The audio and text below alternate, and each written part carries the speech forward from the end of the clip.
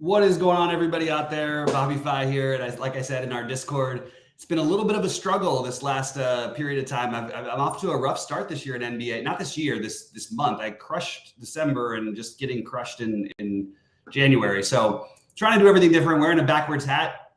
Maybe that'll help. Going live early instead of doing the early recording. Maybe that'll help. And I'm going to go live later at 6 Eastern before to cover the rest of the slate. But this is the first look, and we're going to talk through just some of the plays of the day. So I'm going to share my screen and go through game by game and just talk about what I'm thinking. Obviously, we're waiting on news. That's not going to be anything new this time of year. We only have 5 games, which is very unusual for Friday. So at least we don't have to sift through 15 games of it to try to figure it out. But this is where I'm at right now. Let's share the screen and jump into it. So, and you guys fire in questions, say what's up when you pop on in here if you're able to make it. I know it's a rough time for most people, but I thought it'd be fun to do it this way. And those who don't can also watch it later. I would appreciate if you guys like and subscribe and all that jazz. It's good. That way you get the alerts and everything, and you know when we're going live and all that stuff, etc. So the way I'm looking at this slate, and I'm just double checking that my screen is sharing correctly. It looks like it is. Yes. All right. So I do think that the Pat Connaughton play is a little suspect, especially if the ownership maintains this high. I'm definitely okay with using him because I like this game as a stack, and I'll get into that part in a minute. But why wouldn't we just pivot over to Joe Ingles? And I know that Connaughton, he was so on fire the other night, they had to keep him in there. He literally missed one shot. It was ridiculous. I don't think you can rely on that kind of accuracy, but I do think this is a good game stack. So I'm going to have interest in both Connaughton and Ingles a little bit. Right now, I'm trying to side with Ingles just because the ownership, I think, will be significantly lower. And I also love Giannis in this game. He's the one top spend on the slate. That's pretty clear. It's just a question of how much value we get to open it up. Guys like Ingles or Connaughton make that happen. I also think Brook Lopez is really in play here against Miles Turner, and I'll get into Miles Turner on the other side. So as of right now, though, my early builds have Giannis and one of Ingles or Connaughton, and they're going to run it back. We're going to run it back on the other side in just a minute. Those are pretty much the highest level of interest, but I do think Brook Lopez is an interesting contrarian play at center because you have guys like Gobert if he plays at 6,400, and you've got 6K Jared Allen against OKC. Lopez could be an interesting pivot away from those guys, and I think you can feel free to use some of these guys together. Although I probably wouldn't want to go crazy with more than two or three from Milwaukee, and then Indy is going to depend on who's playing tonight, of course, right? No matter what, I love McConnell if people want to get off because the back-to-back, he didn't have as big of a game. I said it that day. He wasn't nearly as good a play. I only played him in one of my big lineups, and he was 80% owned again. So I was kind of happy to have faded him, but I am probably going to play him tonight. He is going to be a priority play for me, and it doesn't really matter who else plays. That's probably going to happen in that case.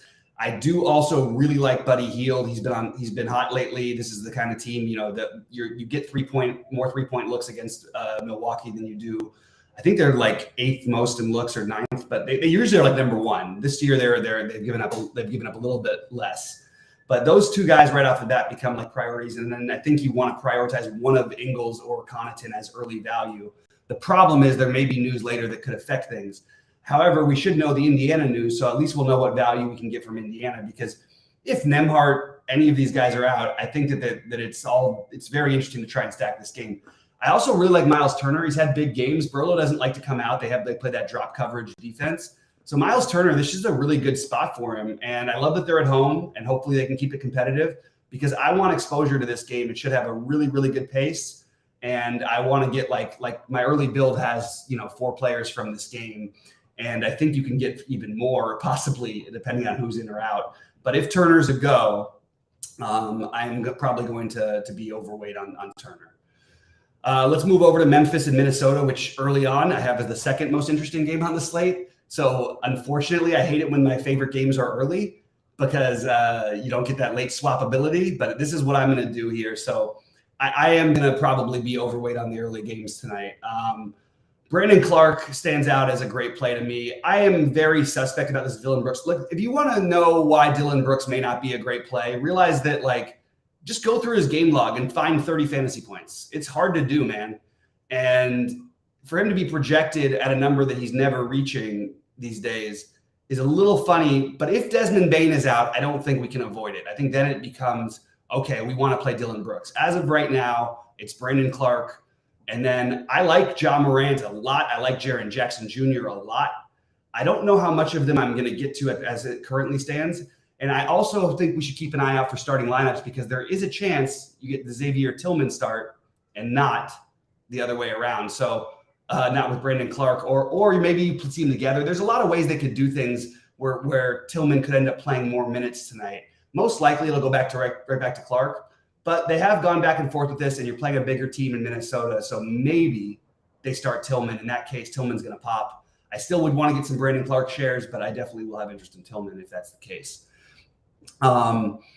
Again, we have to keep an eye out for Bane, because if Bane's out, Ja Morant it becomes way more interesting. So does Jaren Jackson Jr., so does Dillon Brooks.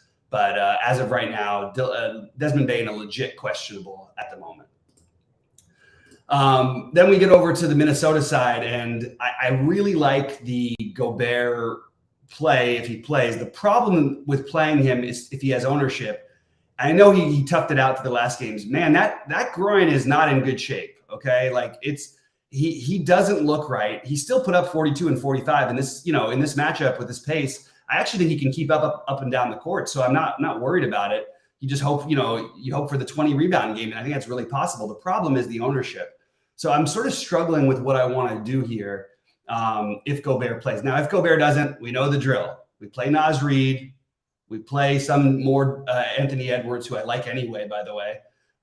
We play more D'Angelo Russell. We play more – Russell gets less of a boost. It's more Edwards and Anderson, and then even McDaniel and Reed. So we might have to do a lot if Gobert is out. If Gobert is a go, which as of right now looks like the projection is going to assume that he is, I do really like Gobert. Not quite at the core play because of that injury, but right near it. And same thing with Kyle Anderson. They've run a lot of offense through him. It's his former team. So I might try to find a way to get these guys in. I don't have any of them individually as over the top priorities, but everybody looks good to me here. Edwards being my favorites of the spend ups, counting Russell, anything below, Gobert, I guess, being my favorite. Edwards, I love. And I also, it's important to remember Russell had some big games against these guys in the playoffs. And I think that he's interesting as well. So this is another very, very stackable game right off the bat, even though there's nobody who makes my immediate, okay, I need to play this guy list. We just have to keep an eye out for Gobert news. And I still think Kyle Anderson might be a core play for me by the end of the day. With Orlando and Miami, I really don't want to mess with Miami here. And the problem is we now have just a million bodies involved for the Orlando side of things. I don't know what's going to happen if we have Jonathan Isaac out, but like with Carter, Banchero, Wagner, Fultz, Harris going to get minutes. Anthony's going to get usage. Jalen Suggs is going to get a little bit of minutes just because they're, bring these guys back slowly. Bol will get some minutes. There's just a lot of bodies, Every one of these guys, you look at their price and I'm like, oh, I want to play Wendell Carter at 6K. I want to play Paolo at 7K. I want to play Wagner at 62. Then when you factor in that it's also Miami, everything, I'm just having a hard time getting to it. I do think Wagner might almost be, point per dollar price enforced into play tonight, but I'm probably not going to do it. I think Jimmy Butler is going to be incredibly popular by the end of the day. I would be a little bit careful with this. Again, Miami hasn't played that many games fully healthy. Butler hasn't been putting up games where this is a great price for him, even though this is an unbelievable price for Butler. And I could argue like locking him into all your lineups and just forgetting about everything else. I'm just not going to play that way. And as of right now, I thought I was trying to fade Butler because of ownership. If it really is around 15 to 20%, maybe I then can jump back on board. But I still have a feeling it's going to end up in the more 25% range tonight, and maybe even a little higher. So that just makes me feel like a little bit maybe fading it. I do like the matchup for Bam. So I think and Lowry's price is sort of the Dillon Brooks type of tempting. But these guys haven't put up numbers in a while, and they're fully healthy. Tyler Hero obviously can get hot at any time, put up a good game. It's a great matchup for all these guys. But again, you have a pretty healthy team with a lot of guys who are going to play minutes, and it's hard for me to find a priority at first look. We will see as the day goes on. And then we talk about the Cleveland side of things. I love this matchup for Cleveland, and it's a back-to-back. I think that's why they rested Mitchell on the first side, because I think after being out for a little bit, they didn't want to come back and play a back-to-back, and I felt like both games were winnable. So I think that he probably plays tonight, but will they do something else that we don't even see on the injury report yet, like sit Garland give him a break? Will we do something like I don't know, maybe even sit a Mobley or an Allen? I don't know. I don't have that early great feel for it, but it's news we hopefully should get throughout the day based on who practices and what level they're at and who ends up questionable. By the time, honestly, this show, you guys probably see this thing. So it's going to be up in the air depending on who's available exactly. I do think Mitchell and Love probably play. I do think Love's kind of an interesting GPP play. Obviously, if either Allen or Mobley are out, he's going to be extremely popular and will pop from projections. But I do think Love is an interesting GPP play because there's a back-to-back he didn't play last night. And I think I might want to get a little bit of that. So this is a TBD game for me. And it's really just depends on who's playing because the back-to-back situation is always tough this time of year. You have no Dort, and I think there's a lot of speculation going on who else we can play here. Like in real life, I really like Kenrich Williams as a basketball player. I think he's a really solid real-life basketball player. For fantasy, we know it comes and goes. This is obviously not a great matchup. But without Dort, the minutes should be higher. We've got him projected currently at 26. I could see being 32. And if he's playing 32 minutes, you'll see that projection pop right up to where he looks like a really good play. Tre Mann is a guy who I think is talented, but are they like, when does he get his looks? If it's only going to be the 16 to 18 minutes where you have no Giddey or Shea or just one of those guys on the court, it's not going to be great. At 24 minutes is where I would love to play him here. Anything else feels a little fishy. And they also have Isaiah Joe in the mix. So they have a ton of bodies. So I don't want to overreact to just Dort being out and play a bunch of these guys. I would like some run back because I've been playing some Cleveland guys. Just hard to justify. Jalen Williams, it's obviously not a good matchup, but the price is right. Giddey and Shea are always in play. Not trying to rhyme. But this is the worst matchup like possible for them. They are at home. They play well at home. Maybe I reconsider, but as of right now, I'm sort of passing on this. I'm looking at the first two games of the night and the last game of the night where I'm going to get my exposure. What's happening with Precious may be a real thing. It's going to be hard to figure out because this is the kind of game where you would think Precious wouldn't get as many minutes, right? Because you have a team that doesn't need to go big, that doesn't need to play big against you. Basically, all of his high-minute games lately have been against teams that have a true big, which Golden State doesn't play with. Even Looney doesn't necessarily play as a true big. So, and obviously Siakam can match up with him. And they've got 5 guys in the starting lineup for Toronto that are going to play minutes. So I like the Precious value. I also like that it's late and it'll give me some swappability in case anything happens in the later game. But I don't feel like it's enough to where I'm going to quite prioritize it. I just think getting up to Brandon Clark or down to Ingles is more where I'm at the moment. May reconsider that one by the end of the day. I think this price on Anunoby is interesting. Everybody under the sun, by the way, if you heard the trade rumors for Anunoby, you would think he was like the biggest superstar in the world because he's getting rumored all over the place. We haven't seen a big game out of him in a while. The price is right. Again, just a little unsure of it. I do like Siakam and Van Vliet. I think I would side with Siakam, Van Vliet, and Barnes. One of those three. I think the preference for me, if I had to pick one, probably Van Vliet for ceiling versus price. I think Siakam is right there, but I do think both of those guys are really good plays. Maybe you play one of those guys with Precious. Although, why do they need to have Siakam and Precious out there at the same time? That's the part that I'm having a hard time with. And then on the other side, I think that if Wiggins is out, I like Draymond and Clay. Not quite getting the Steph because I like Ja and I like I like Ja and I like Giannis. So it's hard for me to get to Steph. But a low-owned Steph is always a little bit interesting to me, and I think he's going to get zero ownership tonight. I don't like taking point guards against Toronto. Steph is a different type of being. And remember, there's a little revenge here. They had everybody tearing their ACLs in this series. And otherwise, we would have seen quite a bit of another title probably for Golden State. And I feel like a title was a little bit stolen from them. So guys like Draymond and Clay, I think they only play these guys twice a year. I do think they take it seriously, especially when they're in Golden State. In Toronto, I take that more seriously. But these look like better, like, okay, let's get some high price guys to play a game stack or like a 1v1 or a 2, maybe Van Vliet. If I had to do it, I guess I'd say Van Vliet, Precious, although I feel very iffy about the Precious play, and then running it back with one of Wiggins, Draymond, or Clay. And I don't mind if you wanted to go Draymond and Clay together here. They don't negatively correlate at all. So I have no problem with either of those builds. And it's a high total, a good game. People might want to have exposure to it, but I still feel like our sweet spot as of right now is playing some of the guys from Cleveland, Jared Allen, who I didn't tag, but is one of my core plays.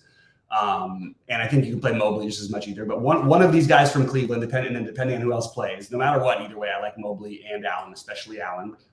And then I think your other parts are trying to get I like the Indy stack with Milwaukee, and I like the Minnesota stack with Memphis. So that's sort of what I'm doing. You can see real quick. These are, again, I'm going to adjust my core and I'll put it up on the site.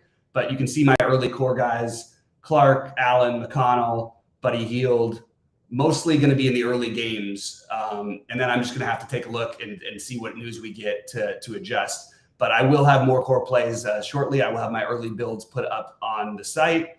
And don't sleep on the bets of the day. Rody won some parlays yesterday. I hit all my 4 bets in the NBA. I'm having an unbelievable streak in NBAs for 2 years now, and I'll keep posting my results. But it's on. Go over to bettertakes.com because there's some interesting stuff there. I'm actually going to real quickly post a link to Better Takes in the chat. What's up to my man Nick? As I see that he popped in, and it's cool to have like 15 of you guys dropping in early in the morning. Like, some people are going to watch this later, and that's fine. If you guys have some questions or thoughts, why don't you fire them on in now, and we can go through everything, because like I'm happy to talk some early stuff. It's just going to end up being a lot of answers where we're going to have to wait and see about this, unfortunately, this early in the day. But it does feel like it's going to be a fun 5-gamer. I think there's going to be ways to get different. And I will have all the bets and everything up on the site soon. I'm going to actually drop in the link to the Better Takes, because I do post my NBA bets on TrueDFS, but I'm using Better Takes to help me. Basically, I take all of my historical bets and they tell me what my strengths and weaknesses are. It's a great bet tracking / bet analyzing system, and we're letting people. Everybody's joining for free for now. So I suggest people get in on it now. I can't speak for some reason. There's the Discord link to the Better Takes Discord, but I did post all my stuff over there, and then Rody got the nice parlay win. So that was nice to see. Would love to have some more conversation going over there in just the straight sports betting streets, not just the DFS world. So anybody else with any questions, fire them on in here. I'm happy to answer. I think we did a quick rundown, priority plays, guys who we can use as pivots. We're going to have to wait to see what happens with Indy. That's going to determine a lot of this slate. We're going to have to wait to see what Cleveland does on the back-to-back. We're going to have to probably wait on things we don't know about. And that's pretty much my early look. So I do appreciate you guys being with me. You guys have been awesome. And it's been a struggling time a little bit for me personally with the DFS stuff. You go through these streaks sometimes and you feel like, what am I doing wrong? Because the plays are right and I just can't get them in the right order, or somebody gets hurt or foul trouble. Or I even had some good builds last night with some Luka lineups, and obviously Luka gets hurt.